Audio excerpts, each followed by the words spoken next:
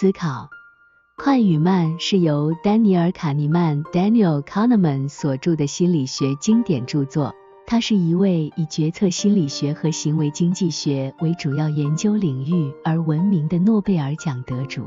这本书探讨了人类思考的两个系统，快思考系统和慢思考系统，以及它们对我们日常生活中的决策和行为产生的影响。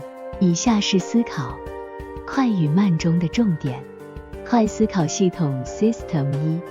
快思考系统是我们大脑中自动且无意识的部分，它处理简单且熟悉的任务，如判断物体形状、回答简单问题等。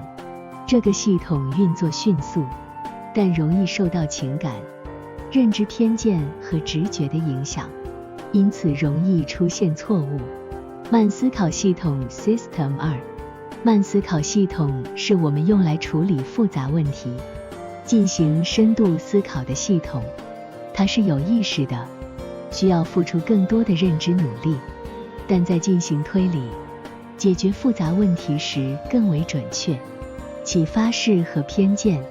卡尼曼介绍了人类常常在决策中使用的启发式 heuristics 和偏见 biases， 这些是因为快思考系统在处理信息时的规则简化，但可能导致我们在判断和决策中出现错误。系统1和系统2的相互作用。快思考系统和慢思考系统在我们的思维过程中相互作用。快思考系统经常先行动作，而慢思考系统则需要主动介入，以便纠正快速思考所带来的错误。损失厌恶。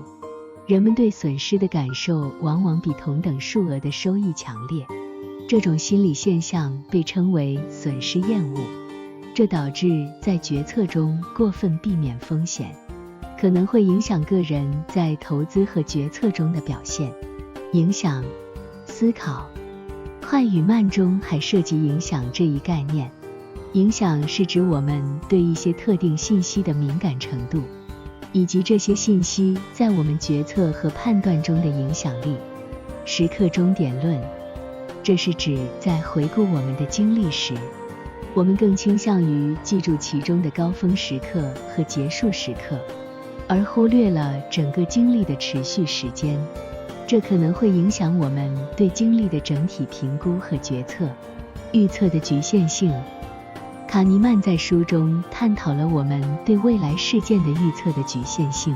我们在做出预测时容易受到先入为主、过度自信和忽视基本概率的影响。幸福和幸福体验。幸福是指人们对生活整体的评估，而幸福体验则是指在某一特定时刻感受到的幸福程度。卡尼曼认为，了解二者之间的差异对于我们理解幸福感的来源和本质是至关重要的。总体而言，卡尼曼在思考快与慢中提供了对人类决策和行为背后心理机制的深刻洞察。他的研究为我们认识自己的思维方式、认知偏差和决策失误提供了重要的启示，对于我们在日常生活和专业领域中做出更明智的决策和判断具有深远的影响。快思考系统 System 1是思考快与慢中提出的一个重要概念，指的是我们大脑中自动且无意识地运行的一部分。它负责处理快速、简单、熟悉的任务和信息。这个系统是我们在日常生活中经常使用的思考方式，它能够迅速地做出决策和回应，但有时也容易受到情感和认知偏见的影响。以下是对快思考系统的详细描述。自动运行。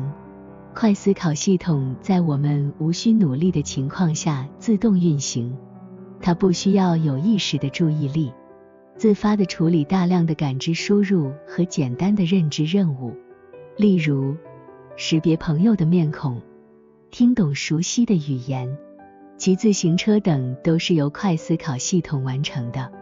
快速而高效。这个系统处理信息的速度非常快，因此它能够在短时间内做出及时的反应和决策。快思考系统的高效率使我们能够在日常生活中快速做出许多判断，从而节省认知资源。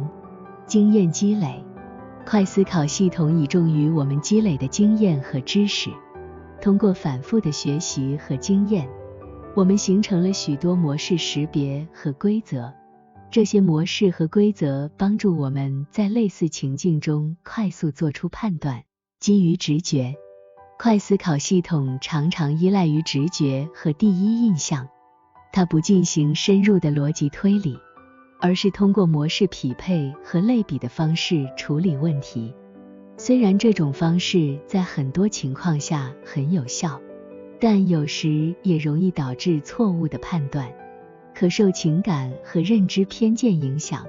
快思考系统容易受到情感和认知偏见的影响，例如，情绪化会导致我们做出冲动的决策，而某些认知偏见可能导致我们忽视重要信息或错误的评估情况。能量节省，快思考系统运行时所消耗的能量较少，这是大脑为了节省资源而发展出的一种思维方式。如果每个决策都需要慢思考系统的介入，我们将感到非常疲惫和不堪重负。与慢思考系统的互动，快思考系统和慢思考系统之间相互作用，共同影响我们的思维和决策过程。快思考系统常常先行动作，而慢思考系统则需要主动介入，以便在必要时纠正快速思考所带来的错误。了解快思考系统的特点和运作方式，有助于我们认识到在日常生活中的思考过程中，我们的大脑常常采用自动化和简化的方式来应对大部分情况。然而，也要注意到快思考系统的局限性，特别是在复杂问题和重要决策中，我们需要借助慢思考系统来进行深入思考和推理，从而更准确地做出判断。慢思考系统 System 2是思考快与慢中提出的另一个重要概念，它指的是我们大脑中有意识的深度思考和进行推理的部分。相对于快思考系统 System 1，慢思考系统需要付出更多的认知努力，它用于处理复杂的问题，进行抽象思维和自主决策。以下是对慢思考系统的详细描述。有意识的运作，慢思考系统需要我们有意识地投入认知资源和注意力。与快思考系统不同，它不是自动的，而是需要我们主动启动和控制。深度思考，慢思考系统能够进行深度思考，它可以分析复杂的问题，进行逻辑推理和评估不同选项的优缺点。这种思考方式能够帮助我们更好地理解复杂情况和制定长远的决策。认知努力，相较于快思考系统，慢思考系统需要更多的认知努力，这包括注意力的集中、信息的整合和思维的控制。因为慢思考系统的运行较为费时费力，我们可能在需要时会选择使用更省力的快思考系统。自主决策，慢思考系统帮助我们做出自主决策，而不是依赖于直觉或简单的启发式。它能够帮助我们权衡利弊，考虑多种因素，并做出更明智的选择，纠正快思考系统的错误。慢思考系统有时会纠正快思考系统所带来的错误。当快思考系统在处理问题时出现问题或产生错误判断时，慢思考系统可以介入进行更深入的分析和评估，以避免不必要的决策失误。有限的资源，慢思考系统是我们有限的认知资源之一。由于大脑的认知资源是有限的，过度依赖慢思考系统可能导致决策的拖延和资源的浪费。因此，我们在日常生活中通常会在简单任务和复杂问题之间进行权衡和选择。了解慢思考系统的特点和作用，有助于我们在处理复杂问题和重要决策时更加明智地运用思维资源。同时，认识到快思考系统和慢思考系统之间的互动和局限性，可以帮助我们在不同情境下选择合适的思维方式，从而提高我们的决策质量和问题解决能力。启发式和偏见是思考快与慢中涉及的重要主题，它们是人类思考和决策过程中常见的心理现象。以下是对启发式和偏见的详细描述。启发式 heuristics， 启发式是指在决策和问题解决中使用简单而快速的规则、原则或方法，以便在有限的时间和认知资源内得出满意的答案。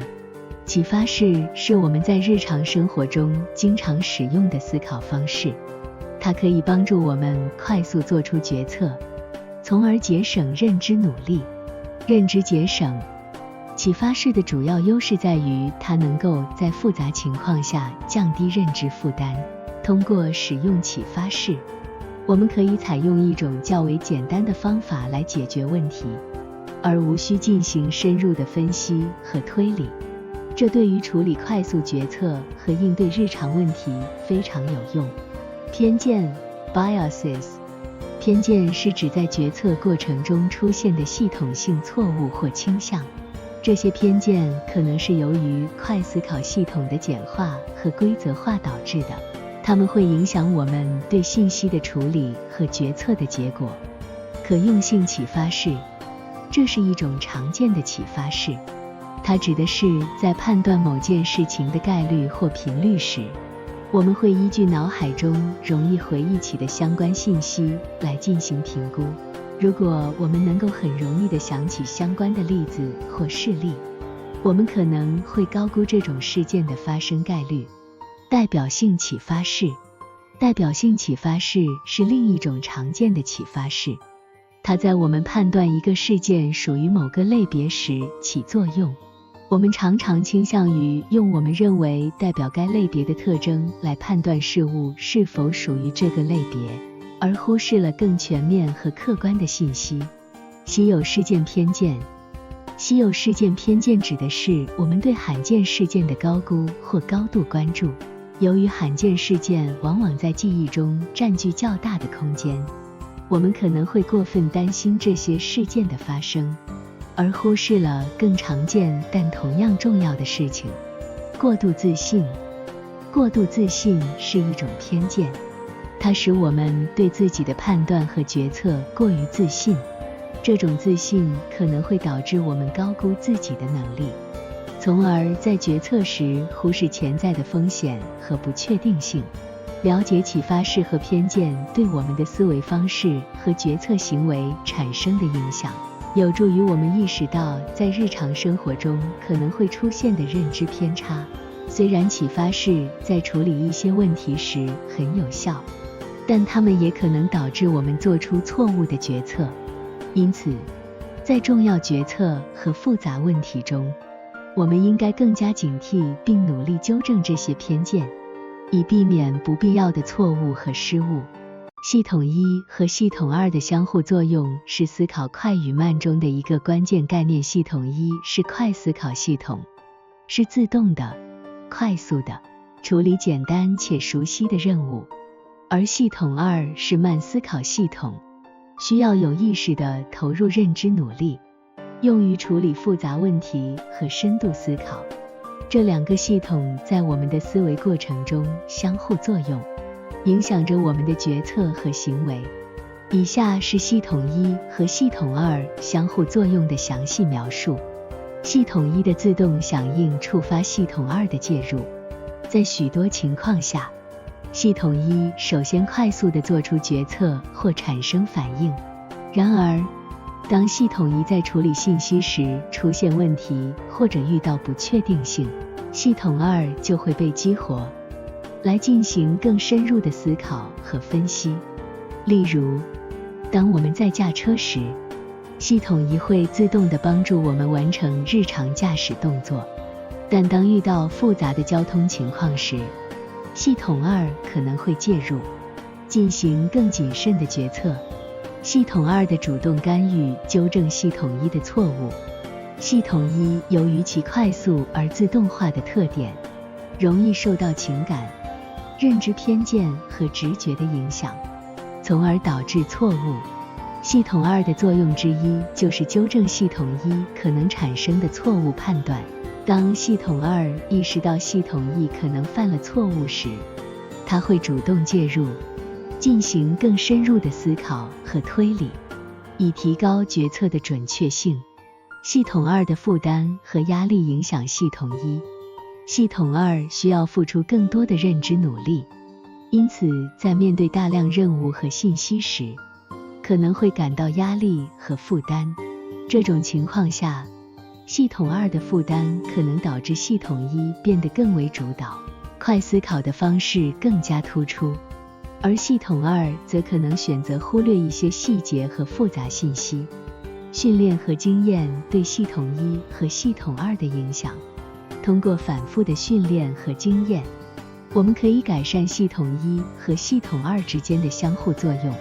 经验和专业知识可以帮助我们在复杂情况下更快地识别模式和问题，并让系统1和系统2更有效地协同工作。决策的优化。了解系统1和系统2的相互作用可以帮助我们优化决策过程。在日常生活中，我们可以意识到快思考系统的局限性，并在重要决策和复杂问题中主动引入慢思考系统，以便更深入的思考和避免可能的偏见和错误。总体而言，系统1和系统2的相互作用在我们的思维和决策中起着重要的作用。了解这种相互作用可以帮助我们更好地理解自己的思维方式，认识到不同系统的优势和局限性，并在不同情况下选择合适的思维策略，以提高我们的决策质量和问题解决能力。损失厌恶 （loss aversion） 是思考快与慢中探讨的一个重要心理现象，它指的是人们对损失的感受强于对同等数额收益的感受。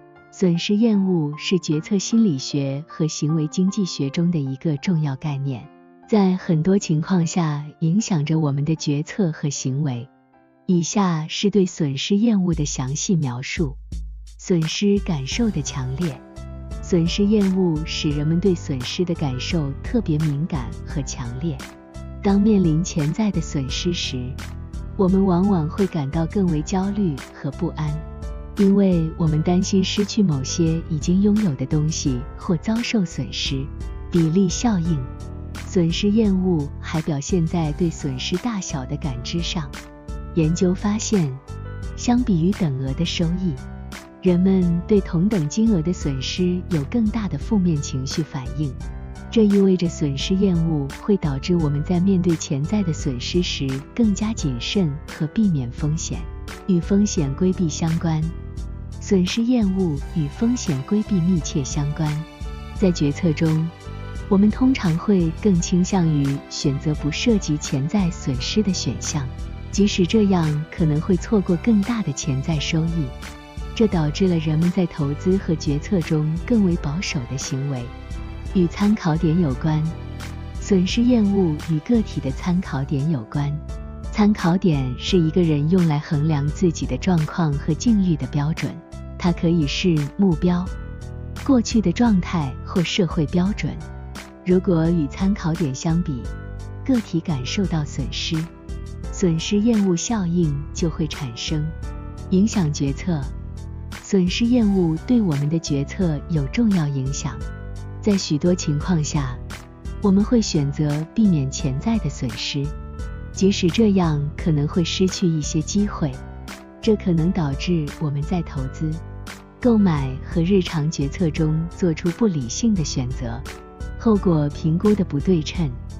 损失厌恶还导致我们对损失后果的评估存在不对称性，即使损失已经发生，我们对损失的负面感受可能会持续较长时间，比同等数额的收益带来的快乐感持续时间更短。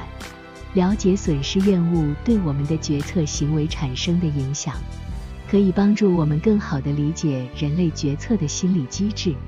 在实际应用中，我们可以意识到损失厌恶的存在，尽量减少其对决策的不利影响，同时平衡潜在的损失和收益，从而做出更为明智的决策。在思考快与慢中，影响 influence 是一个重要的概念，它指的是我们对特定信息的敏感程度，以及这些信息对我们的决策和行为产生的影响力。影响可以来自各种来源，包括他人、媒体、社会环境等，他们在我们的日常生活中扮演着至关重要的角色。以下是对影响的详细描述。社会影响。人类是社会性动物，我们的行为和决策受到社会影响的影响很大。我们会受到家人、朋友、同事和其他社会群体的观念、态度和行为的影响。这些社会影响可以通过直接的交流、群体行为和社交媒体等方式传递。权威影响。我们倾向于更相信那些我们认为是权威的人或来源。当权威人士提供信息或建议时，我们更有可能采纳和遵从。这种权威影响可以来自专家、领导者、名人等。情感影响。情感是影响我们决策的重要因素之一。我们的决策和行为往往受到情感的驱动，例如恐惧、愤怒、喜悦等情绪可能会影响我们的决策结果。信息可及性。信息的可及性也会影响我们的决策。当我们能够更容易地获取某些信息时，这些信息在我们的决策中会起到更大的作用，甚至会主导我们的决策。社会认同。我们通常会受到所属群体的影响，以确保我们与该群体保持一致，避免受到排斥和孤立。这种社会认同可以导致我们在思想、态度和行为上与群体保持一致，而不是与个人意愿和价值观保持一致。外部奖励和惩罚。我们的决策也受到外部奖励和惩罚的影响。我们可能会选择某种行为或决策，因为我们期望获得奖励，或者因为我们害怕受到惩罚。持久性。影响的效果可能是持久的，尤其是当它们与我们的核心价值观、信仰和身份认同相一致时。一旦形成了某种思维模式或态度，它们可能会在我们的决策和行为中持续产生影响。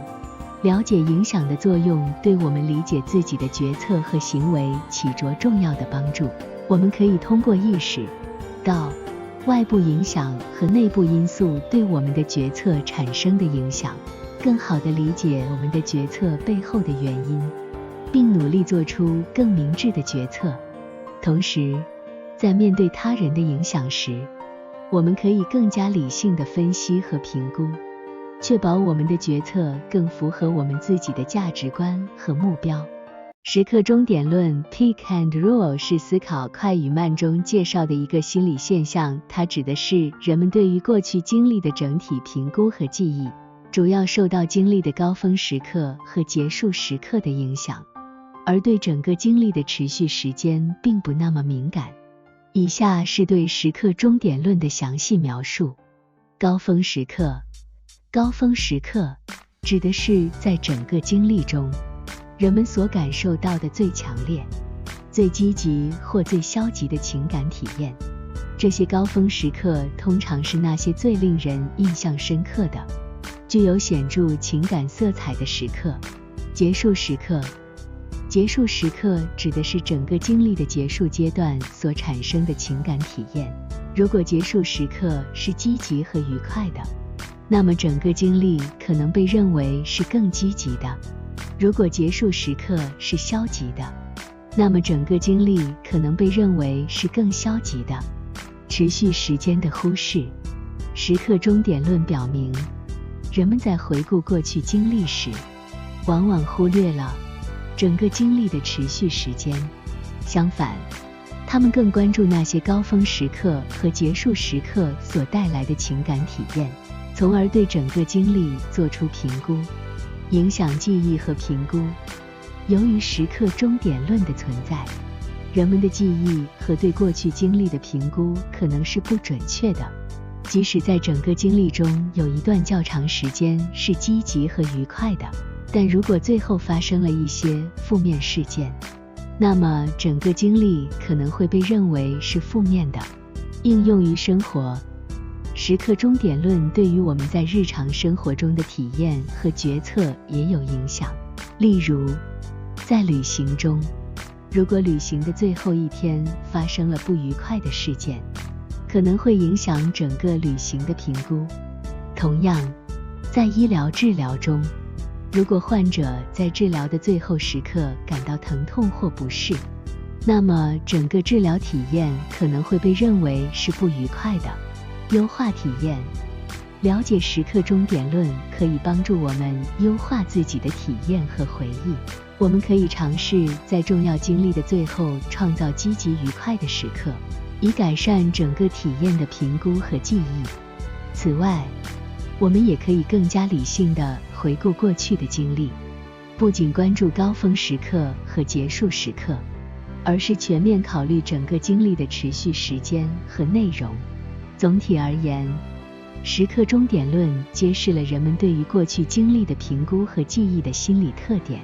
了解这一现象有助于我们更好地理解自己的体验和决策行为，并在日常生活中优化体验，提高幸福感和满意度。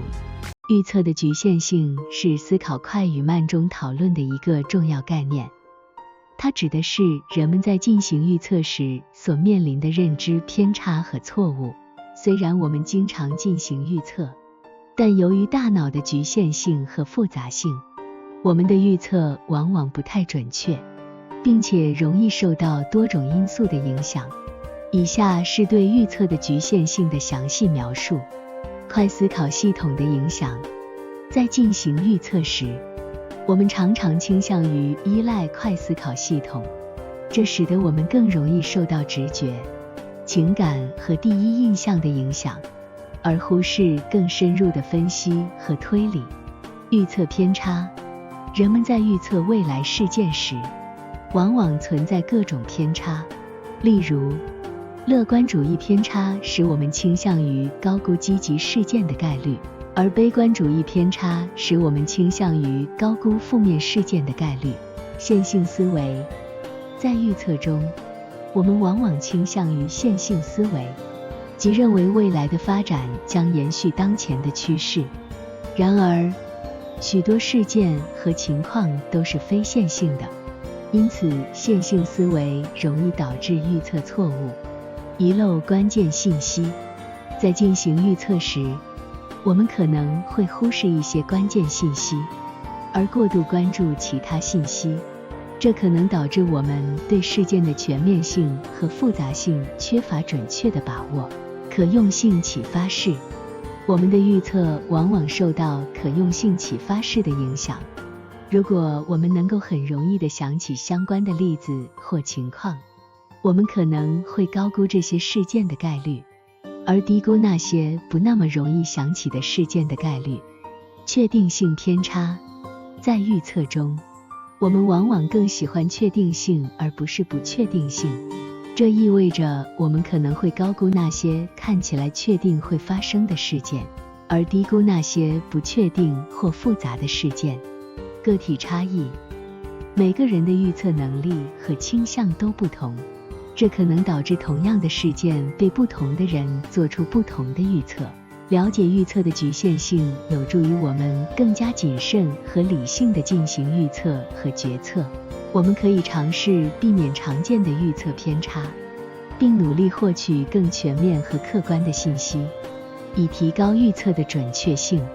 此外，我们也应该认识到未来的不确定性，避免过度自信和过度依赖预测结果。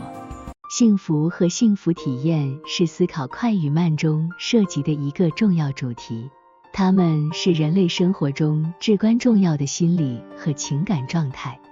幸福通常被描述为一种主观的心理感受，是人们对自己生活的整体满意程度的评估，而幸福体验则是指在特定时刻或情境下的愉快和满足感。以下是对幸福和幸福体验的详细描述。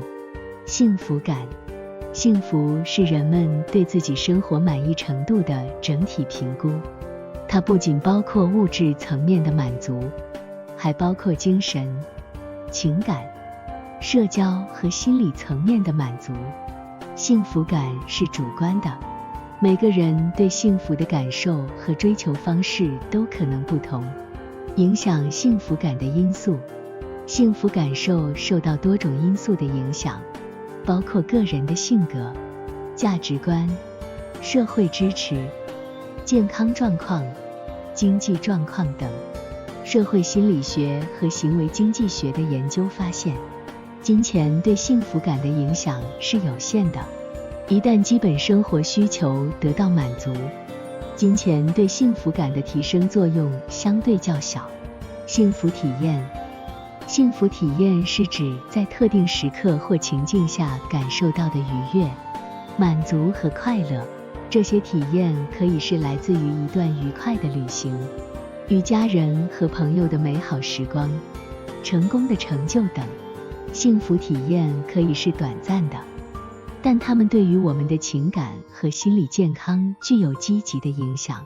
体验持续时间的重要性，研究发现，幸福体验的持续时间对于整体幸福感的影响更为重要。虽然短暂的愉悦体验可以带来瞬时的快乐，但长期的幸福感往往来自于日常生活中的满足、社交关系和个人成长。幸福的追求，对幸福的追求是人类的共同心理需求。